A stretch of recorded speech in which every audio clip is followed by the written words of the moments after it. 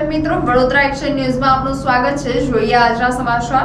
Rising India and the world topic પર યોજાયેલા આ સેમિનારમાં વડોદરાની યુનિવર્સિટી અને કોલેજના 1600 વિદ્યાર્થીઓએ ભાગ લીધો। વડોદરા શહેરના સયાજીનગર ગૃહ ખાતે વિદેશ મંત્રી શ્રી ડોક્ટર એસ જયશંકરજી યુવાનો સાથે ટુ વે કમ્યુનિકેશન કરી વિદેશ નીતિ પર ચર્ચા કરી હતી। વડોદરા સયાજી ગૃહ ખાતે rising India and the world topic પર યોજાયેલા આ સેમિનારમાં વડોદરાની વિવિધ યુનિવર્સિટી અને કોલેજના વિદ્યાર્થીઓ ભાગ લીધો હતો। 2200 વિદ્યાર્થીઓએ સેમિનારમાં ભાગ લેવા નોંધણી કરાવી હતી, જેમાંથી 1600 થી વધુ વિદ્યાર્થીઓ ભાગ લીધો હતો।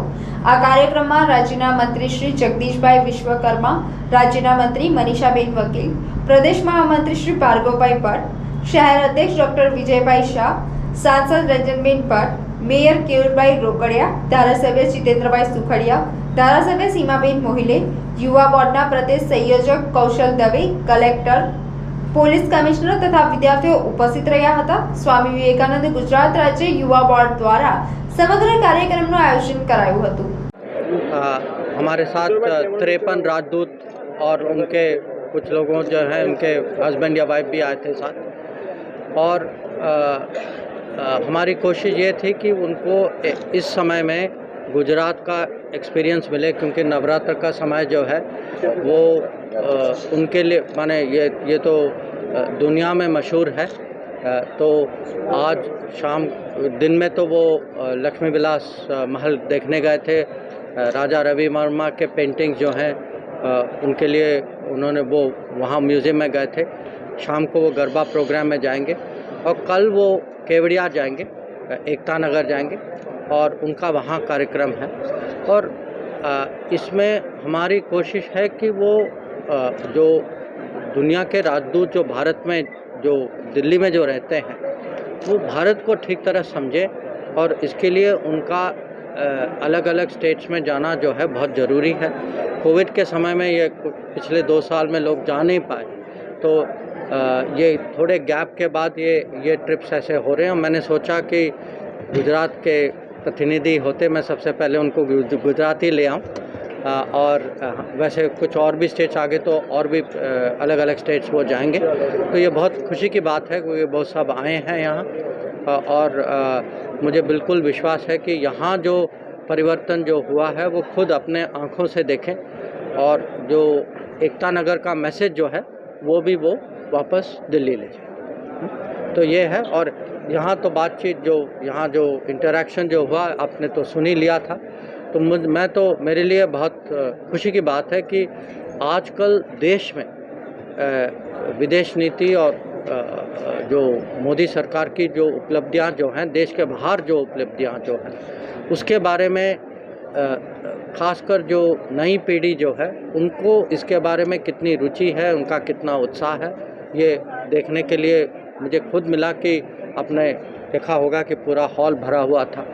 तो ये ग्लोबलाइज दुनिया है, जो हमारी जो नई पीढ़ी जो है वो तो सब हमसे ज़्यादा ये पहचानते हैं। और मैं तो ये इतना ही कह सकता हूँ कि पिछले कुछ सालों में अगर मैंने पूरे देश में परिवर्तन आया है, पर जो मेरा विभाग जो जिसमें मुझे जानकारी है वो विदेश विभाग है, और उसमें गुजरात का खास इंटरेस्ट है। क्योंकि दुनिया में अगर भारत के कहीं एक स्टेट के लोग बाहर जाते हैं कि गुजरात, और उसके बाद केरल के लोग, एक देश नहीं होगा जहां गुजराती नहीं।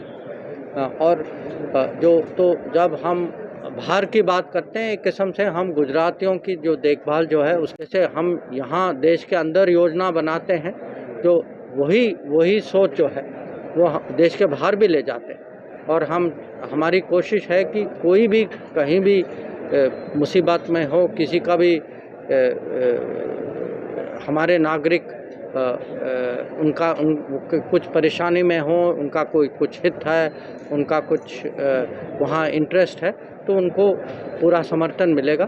तो मैंने सोचा कि ये जो इस स्टेट में खासकर विदेश नीति के बारे में जितना हम समझा सकें और जो परिवर्तन जो हुआ है उसको हम उदाहरण के तहत हम लोगों के सामने रख सकें, तो उनको मोदी सरकार की जो परफॉर्मेंस के बारे में अच्छी समझ होगी। तो चलिए, अमेरिका ने जो कल प्रस्ताव रखा था रसिया के बारे में, भारत वहाँ उसमें नहीं जुड़ा है, भारत ने साइन नहीं किया है, क्या नहीं, ऐसा है कि कल जो है जो यूएन, आप यूएन सिक्योरिटी काउंसिल की बात कर रहे हैं ना, तो वहाँ जो है अमेरिका का प्रस्ताव था और वो हमारी जो पोजीशन जो थी वो शुरू से वही पोजीशन थी कि हम शांति के पक्ष में हैं, कि हम सोचते हैं कि युद्ध से किसी का भला ना हो, और हाँ, हमारी तो ये चाह है कि लोग जो हैं वापस जो हैं डायलॉग और डिप्लोमेसी में जाएं। ये प्रधानमंत्री शुरू से कह रहे हैं और कल हमारे राजदूत जो हैं उन्होंने वही पोजीशन वहाँ सिक्योरिटी काउंसिल में लिया था। सर मेरा नाम रंजन कुमार है सर।